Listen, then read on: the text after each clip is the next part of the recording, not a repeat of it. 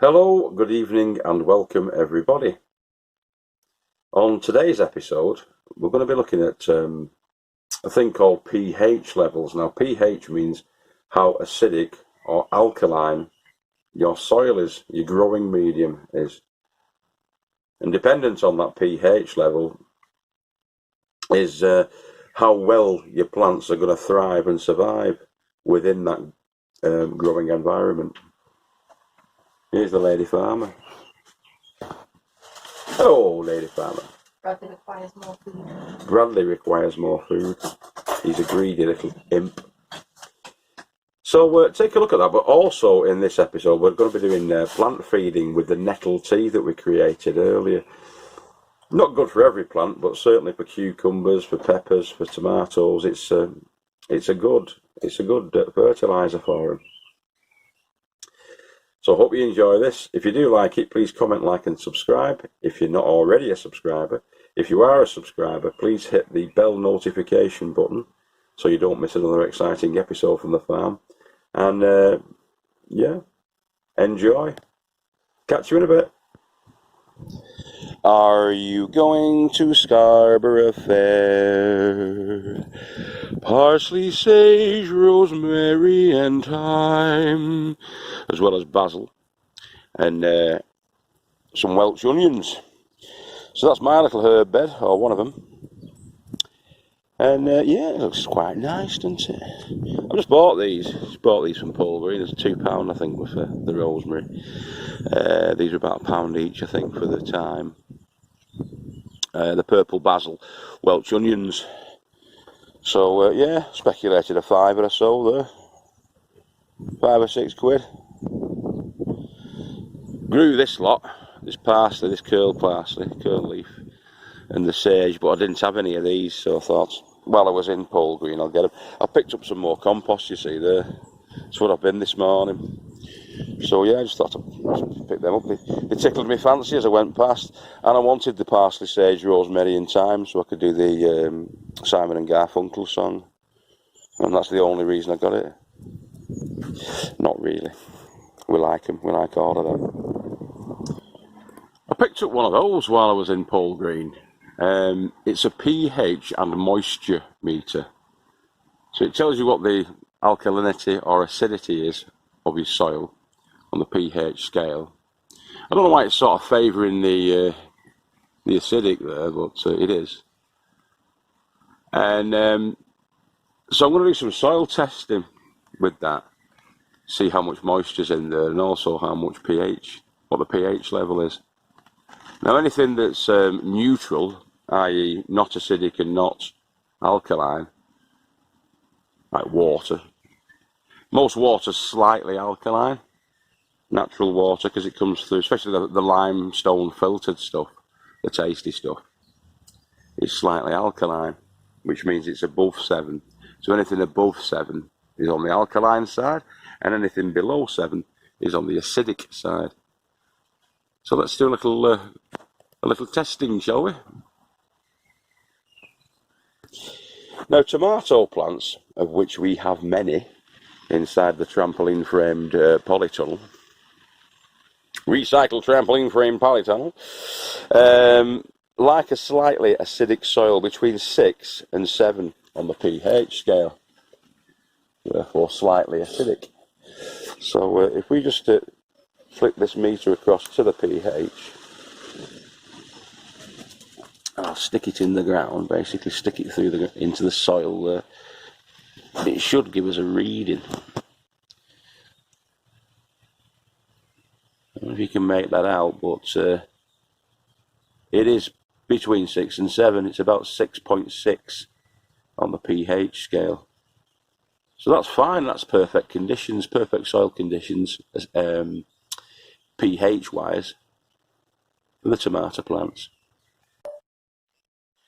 Cucumbers are the same, between 6 and 7, so slightly favouring the acidic side.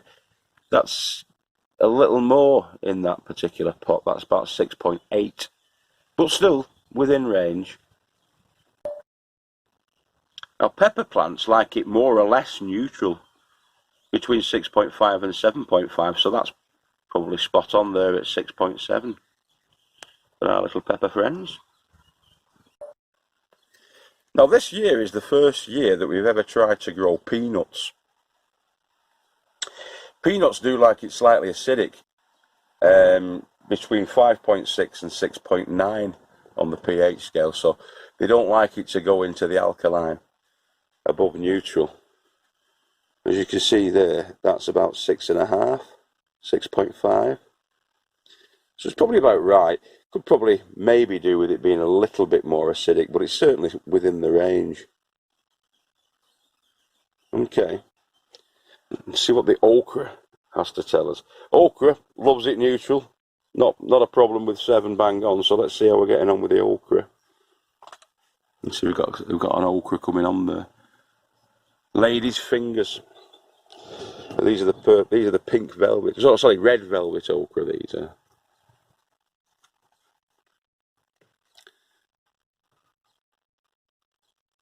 Yeah, slightly acidic, really, but still, again, actually not within range. That's slightly acidic for them, really. I guess they will stand a little to-ing and fro-ing, but I may add a little bit of lime in the next watering for those. Yeah, I'll put a teaspoon, only a little bit. I'll probably put a tablespoonful in with the 7-litre watering can when I water them up. Yeah. I don't think it's anything to write home about and cry about there, but it is a little acidic for the okra, and we want to give them the best possible chance. If anybody's grown okra before, tell me what those little white things are on the stems. I don't know if you can make them out. Little white balls. Are they eggs? Are they some sort of bug egg? Yeah, there's a bit of solidity to them. I bet there's some sort of flaming bug egg there. Anyway, the pH is not too far away there for those. Plasmodia phora brassicae, I hope I'm pronouncing that correctly, is a soil-borne fungus that actually is responsible for club root. And club root's a disease that affects the brassica family in particular. Brussels sprouts, cauliflowers, cabbages, broccoli, calabrese, all of those really. Your mustard greens as well, I believe. Now, in order to sort of fight that and help to retard that, lime's a good additive that you can put into your soil, because that will sort of increase the pH level and make it more alkaline. Now, the trouble with that is it's a balancing act. So as you increase the pH levels, the actual plants that you're trying to protect from club root may not really appreciate that, because they like the soil to be kind of neutral, in fact slightly acidic. Cabbages will stand up to 7.5, but they start to complain when it gets above that, so it is a bit of a balancing act. We always lime, because of the club root issue that we've got on here, we always lime the soil to try and deter the fungus. All funguses, including like candida, which is one of the ones that affect us, like acidic environments. They like it to be an acidic environment, and they thrive in that. Whereas with an alkaline environment, not so much. Doesn't like it. And the populations of the fungus are reduced dramatically in an alkaline environment. So it's well, there you go. It's Professor Murphinda there, but it's true. But it is a tricky balancing act, really. That you're better off really where you find a bed. While we've got these bed setups that you can see all over the plots, you can rotate those crops. But in the case of club root, which we found in 2 of the beds now, we're going to leave those fallow, if you will, for brassica plants for the next probably 5 or 6 years, and we're going to lime them. each season, at the end of each season, with garden lime. It also likes claggy soil, does clubroot. So claggy soil means it's quite a lot of moisture retention. So if you can reduce that and assist the soil to become more free draining, then that's again a good thing as regards to clubroot. But again, I keep saying again, the balancing act is there because you need to have a certain level of moisture, especially in dry conditions for most vegetable plants. So yeah, it's a tricky one. Try and avoid clubroot as best as you can. Start your own seeds from fresh.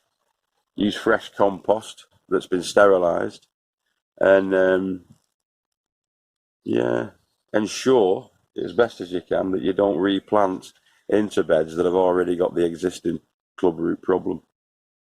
When you're buying plants or accept plants from other people, they may well have clubroot within them. So as you're taking those plants off them, they're not going to be doing it on purpose 90% of the time, but you're taking those plants off them, and you could be introducing the clubroot to your own plots.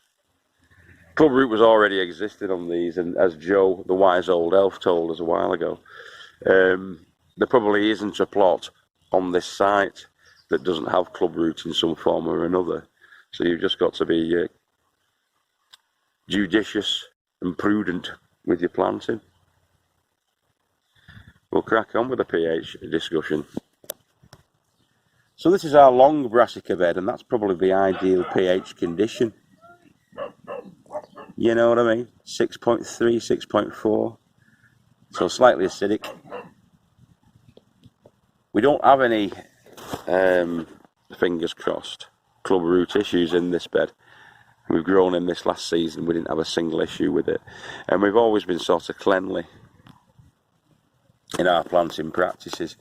All the vegetables that are in this bed at the moment were grown from seed. And so I'm not introducing clubroot through the plant. When we were milling this over, I always try and sterilise stuff. So I use the Nettle, other disinfectants are available when I'm cleaning the tools. So we give them a good wash out with the Nettle. And it's again a matter of good husbandry for your plots, and cleanliness being next to godliness and all of that. I know you're dealing with mucky soil and what have you, and horse manure and all kinds of things, but yeah, trying to keep on top of these bacterial infections and fungal infections and airborne viruses and stuff like that. It's not an impossible task, but you're working with nature, so you just got to do all that you can do, really, for the benefit of your crops and therefore the benefit of yourself when you come to eat those crops. Okay, let's look at potatoes next. So as discussed before, potatoes, like many other vegetable crops, do like it to be slightly acidic.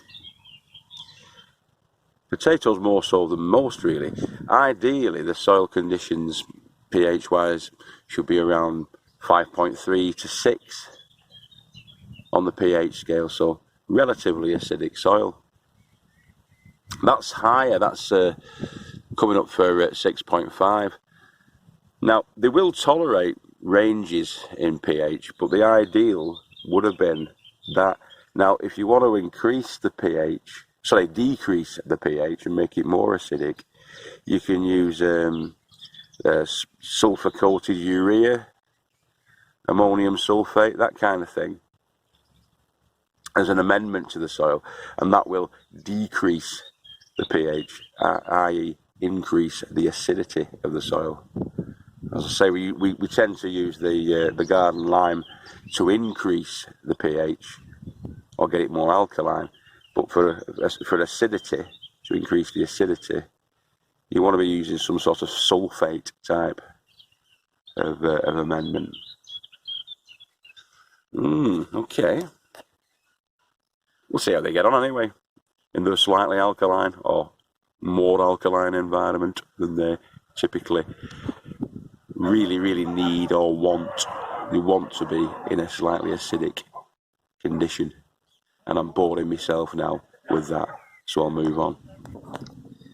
So we're in the strawberry bed now, and you can see there, hopefully you'll pick up the indicator of it being just above 6, about 6.2.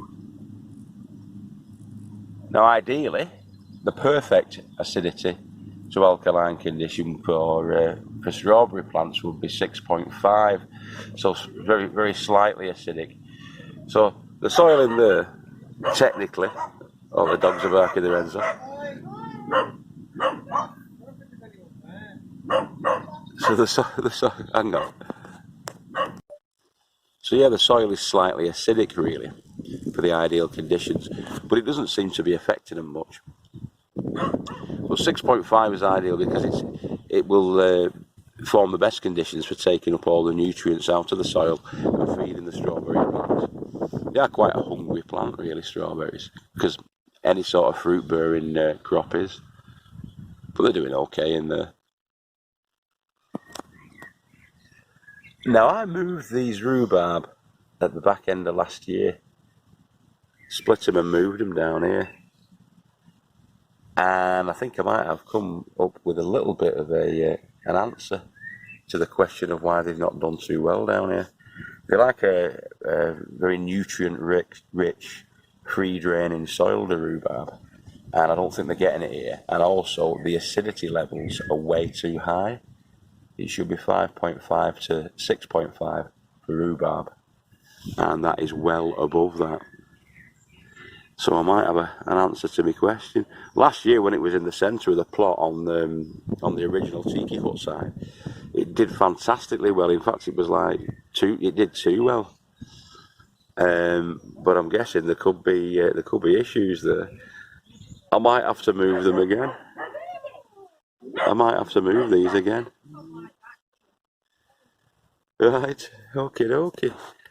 And the water's wet through as well. If you go onto the moisture side of it, look at that, absolutely sodden. 6 is the perfect pH level for blackcurrant.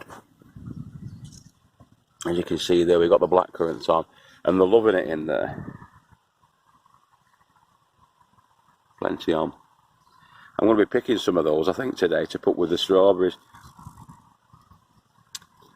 Blackcurrant.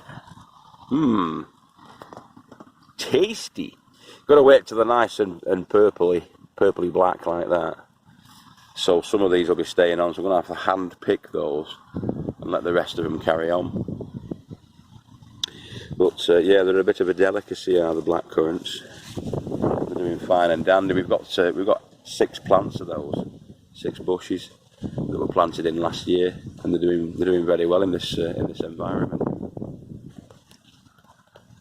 Caution: if you don't like spiders, especially weird spiders with things on the backs, switch off now. I'll give you 5 seconds. 5, 4, 3, 2, 1. Spider.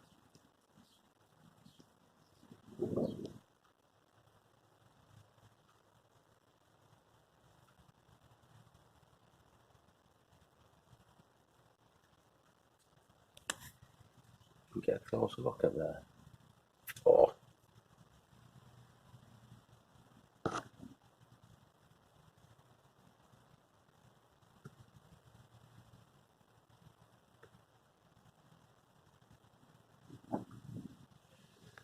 Is that carrying eggs on its back or something like that?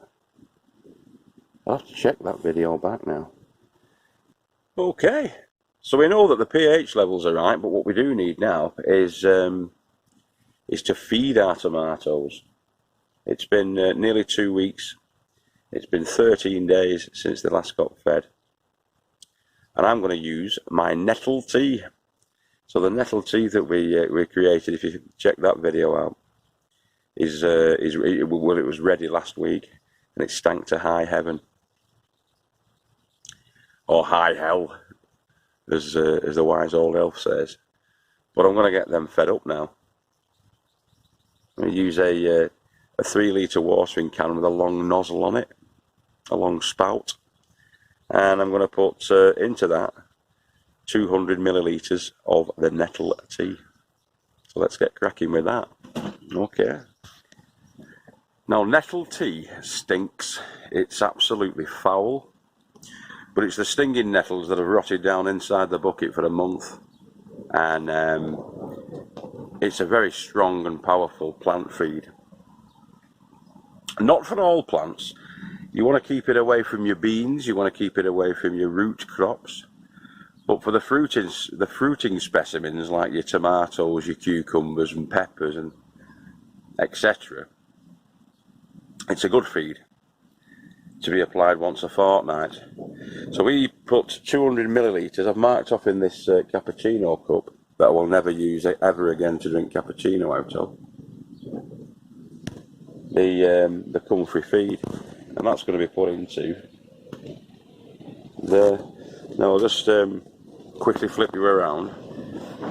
So I've already put 200 millilitres into that 10 litre can. I'm going to put another 200 millilitres in right now, but in order to prevent splashback, which you don't want with this stuff, you want to put, actually, I can't do that one-handed, can I? We'll see how we get on. Let's tip it in. Right, so that's in there. That will then get decanted into there. Being very careful all the while, and then that will be used to water up around the bases of our tomato and cucumber and pepper plants. Now I'm going to put half of that. I think that's a 2 litre. That's a 2 litre one. That does it say on? No, it doesn't. That's looking like a 2 litre can. So anyway, we'll see how we get on. Fill that up. It'll take 2 of those to do those 4, and it'll take 3 of those to do those 6, and have another 4 there. So altogether 2, 4, 10 of them, which will work out just about right for that. No, it won't. I'll need 2 of them, won't I? Yeah. I will. Or will I? 6, 10. There's 12 pots, all requiring a litre, yeah, so, right. Okay. I'll need another 4 litres. I might well do that in there and put half a cup of that into that, and then top that off with the water and do the 2. I want some kind of consistency in my feeding, you see. I don't want to leave it all to sort of chance and suck it to the sea, because we want to be able to track the results of this nettle tea. That's what we'll do. Alright.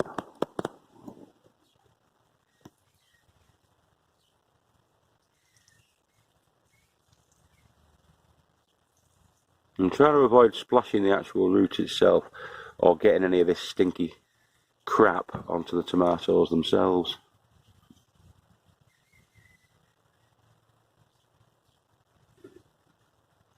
It's a gentle feed of the powerful stuff.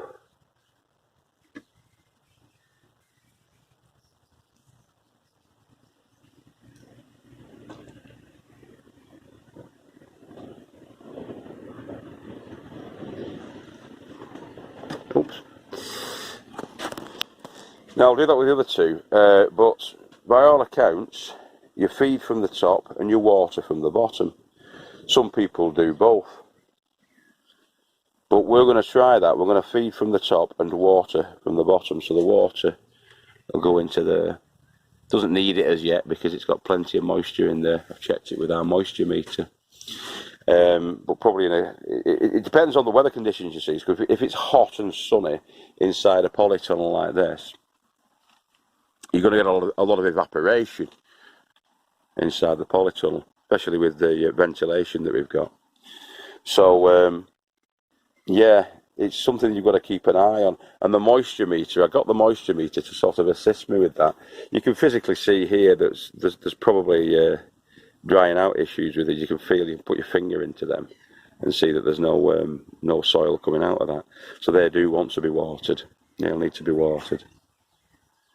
But with the things in the containers and in the grow beds, it's not quite so straightforward. So the moisture meter is going to be a big assistant for me. That these are just cane toppers. They're fruit shoots. The kids have little pop bottles. Need one for that one as well, because that's sort of my height for bending over and poking my eye out. But I'm going to crack on. I'm going to do them all with the nettle tea, and then we'll sit back and wait for the results. Yeah.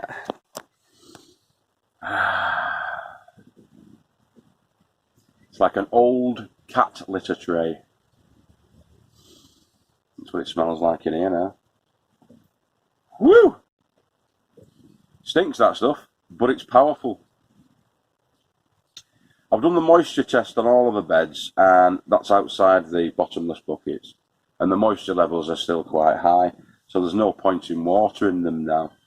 Plenty of moisture for the plants to draw from. I've done the Lady Farmer's greenhouse. I've done the clear twin wall polycarbonate greenhouse at the top, and 4mm twin wall clear polycarbonate greenhouse at the top. That's been done. So the milk melon, the Melba melon, the cucumber plant, and the peppers that are in there have all been fed with nettle tea. Everything's been fed with nettle tea. I've used, what have I used now? I've probably used, I think, just under 2.5 litres, or just over 2.5 litres actually, because I put in 11. I've used 11 of the cups. Yeah. No, I've not. I've used.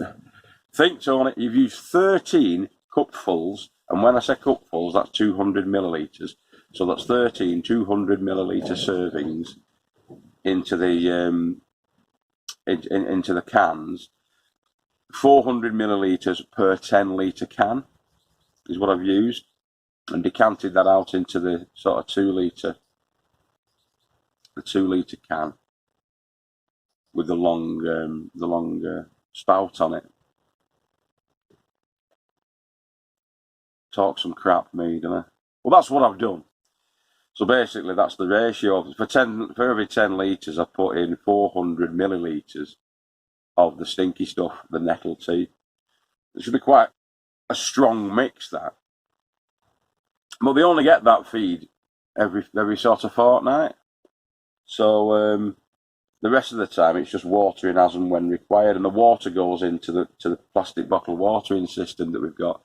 So the 2 litre pop bottles that are sunken into the ground with the holes in, the 5mm holes in, that just gets watered. And now I can check with my water meter. I've just had a tomato, so I'm picking bits of skin out. Sorry about that. With the water meter, I can check whether or not the ground is moist. You don't want the ground to be absolutely saturated, because that's no good for the roots. It's not really good for the uptake of the nutrition from the soil. But you do want it to be moist.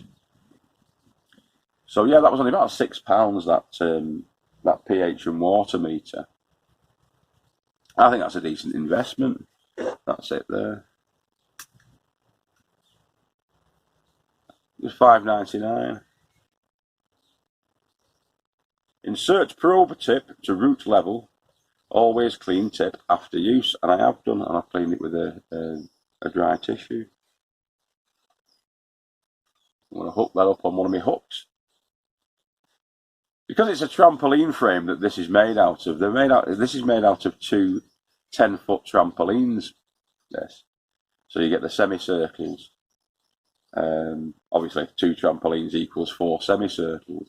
And you've got the slots in. You've also got the trampoline springs, so I can hang stuff off them.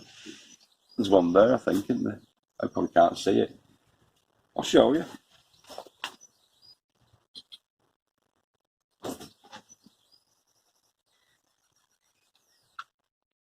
So yeah, just like that. Just like that. And then I can hook it.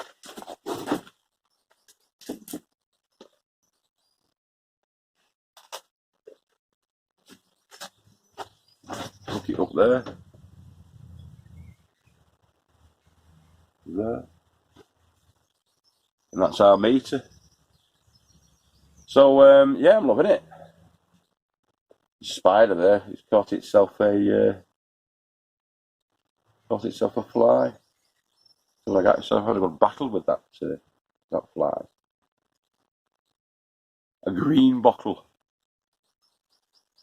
I hope that doesn't mean that the stinky stuff's going to attract too many green bottles. Shouldn't do. Should be okay. So yeah, fingers crossed for the plants there. Hope you enjoyed today's show. All about pH and I guess a little bit about feeding as well.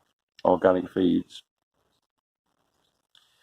If I don't see you through the week, I'll see you through the winter. I've been Guru Murphinda. You've been fabulous as always. And remember, keep growing with your head down no matter what size of space you've got. You can always grow something. Even if it's just in a bucket or a windowsill planter. Do it. Heartily recommend it. All right. Thanks for joining us. If you do like what we're doing, please comment. Please like. Please subscribe. If you're not already a subscriber, do that. If you are a subscriber, hit the bell notification button and the all button so you don't miss another episode of us. I tend to play catch up with a lot of my gardening chums, the channels that I like, not just gardening channels, but all the channels. I'll set aside sort of like an hour each night to catch up on certain growers and certain other channels. And I'm going to be doing a shout out in the week this week for some of the great channels that are out there that we subscribe to, and we get a lot of information and a lot of joy from certain channels.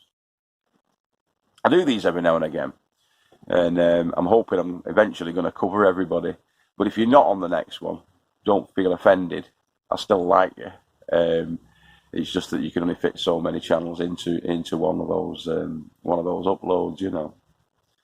So yeah, take care of yourselves and each other, and remember, we love you all.